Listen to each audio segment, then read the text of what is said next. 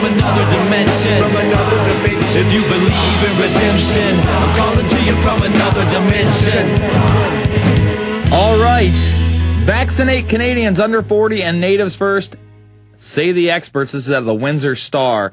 5 to 40-year-olds and Canada's Aboriginal communities should be the first to get vaccinated against human swine flu, experts say, as Canadian officials decide who gets priority for the flu shots. They're going after people who have healthy immune systems. I mean, you just read into this, it is nightmare scenario.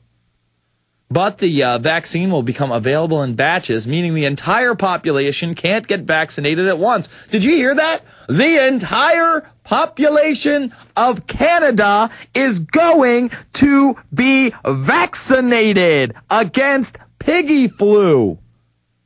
The entire nation, let's say it together, the entire nation of Canada is going to get vaccinated against piggy flu.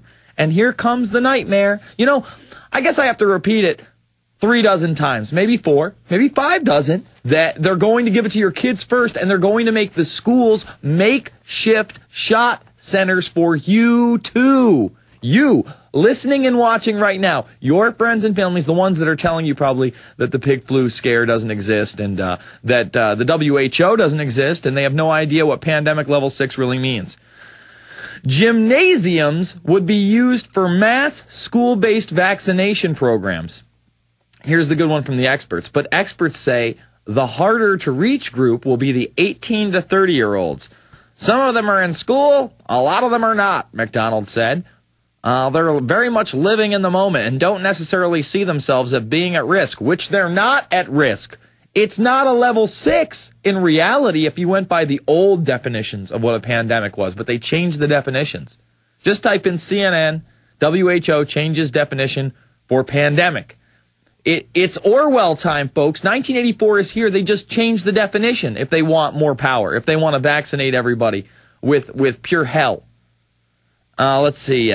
We need some fast thinking about how to reach these people. She suggested booths could be set up outside bars for information and immunization. Can you imagine that? Outside the club is the immunization shot for the swine flu. So you are hammered walking out at 2 or 3 in the morning over at Canada. Who knows? Maybe you had a very Toronto or Montreal moment. I don't know. It's a good time out there sometimes. You were spending some loonies and toonies, of which are really going down in value just like the dollar.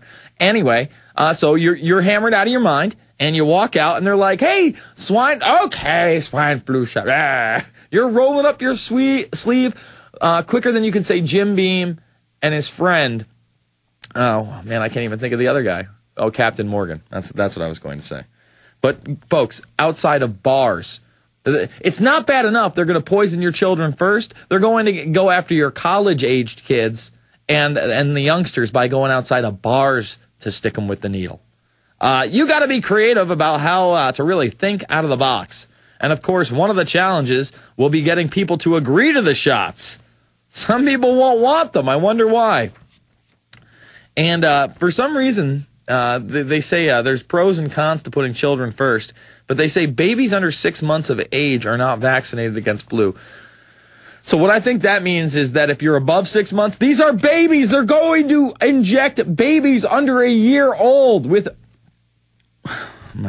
all right, whatever. You want to take the shot, you take it. They're only going to make 4.9 billion of them. They're only expecting 1 billion or so people to escape the death shot. Oh, Jason, are my kids going to die if they take the shot? Maybe in 15 years, maybe in 20 years, they might develop a chronic illness. And if they really, want to set people apart, who knows?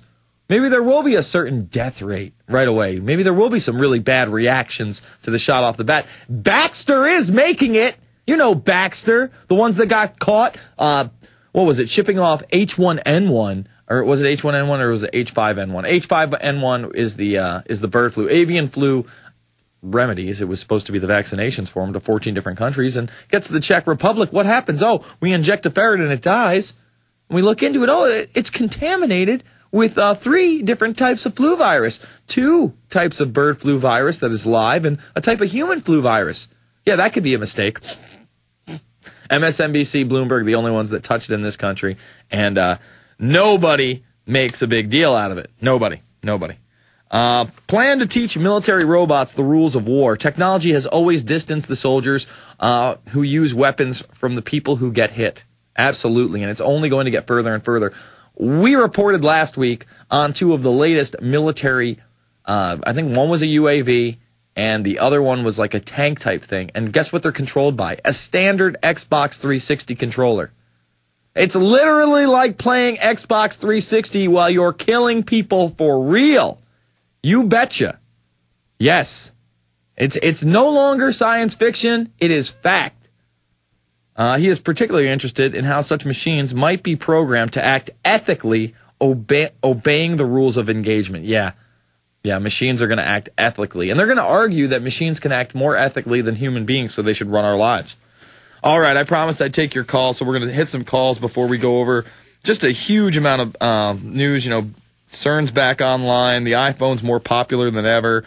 Some cool articles out of the Telegraph, the BlackJackers themselves. And yeah, we're going to get into this tobacco bill that Obama signed today, but so much to cover. Ed in Pennsylvania. Ed, you're on the air. Machines are going to act ethically, and they're going to argue. Ed, turn down the radio, sir.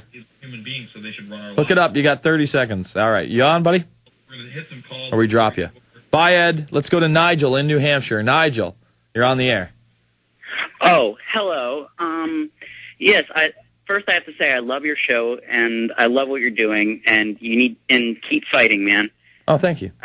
Yeah, and also, I just moved to New Hampshire, and just a few weeks ago, but when I was at my school in Maine, Mm-hmm. there was a bomb threat posted in one of the bathroom stalls. So Okay. the next day they gave us all surveys to fill out for the police, and they had questions about like what we did that entire day, and I really didn't feel comfortable. Are they legally allowed to give us that without without having our lawyers or? Well, they're legally allowed to give you anything. Whether or not you answer it is up to you. But what they try to trick you into saying is, well, if you don't fill that out, you're obviously going to be a person of interest, and then we're going to have probable cause to interrogate you. It's like a catch-22.